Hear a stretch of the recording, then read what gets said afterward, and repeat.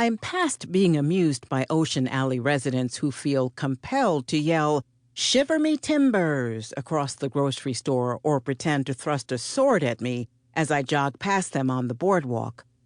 I can't believe Scooby talked me into a Talk Like a Pirate Day fundraiser for the food pantry. I have a sense of humor. It's just been a crazy year, and I'm up to my eyeballs in work and chairing the Harvest for All Food Pantry Committee at First Pres.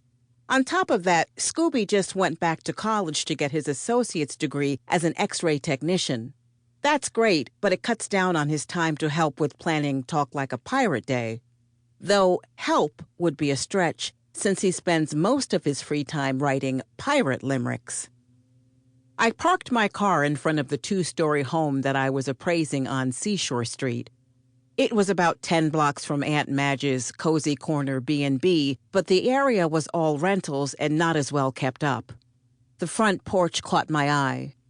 Fresh paint can hide a world of sins, but this house was in a galaxy of its own.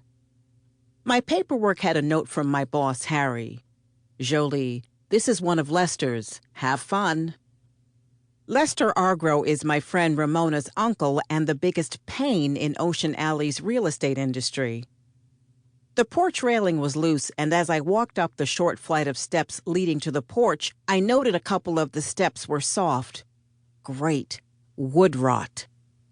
The key required a lot of jiggling before the lock cooperated, but the door eventually swung open easily. The musty odor of an older vacant house reached me, and I sneezed. I sniffed.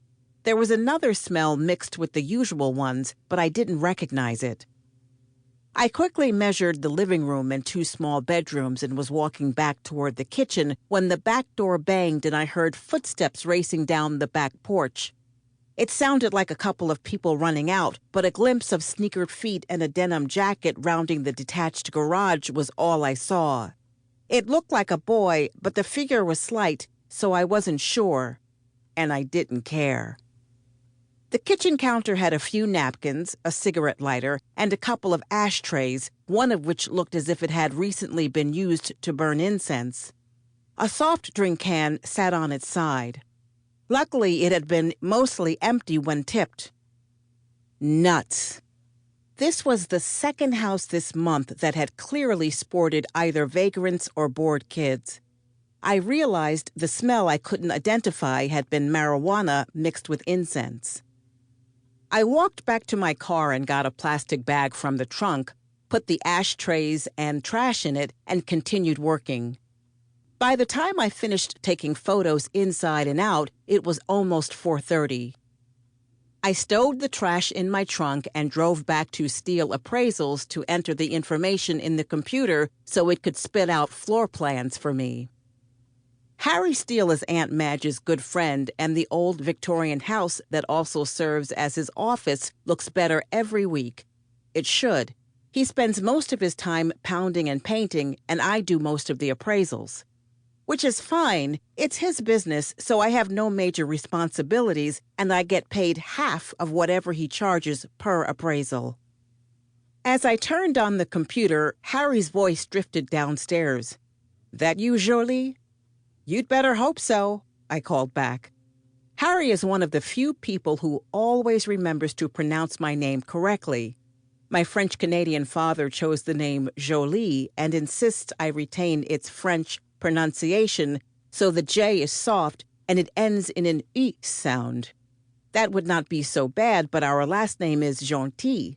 Soft G, silent L, and the I is also pronounced like an E. Jolie, gentil, translates to pretty nice in English.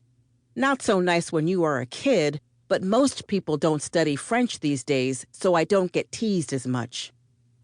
I finished entering data into the appraisal software and heard Harry coming down the steps. Often we communicate in brief yells up and down the staircase, but today he had already changed from his painter's pants and smudged t-shirt. "You look dapper." And he did.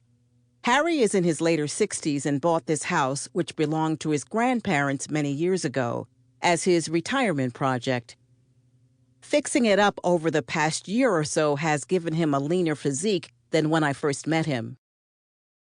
to keep listening to this audiobook. I've left you a link in the description so you can do it, at no cost thanks to Audible's 30-day free trial.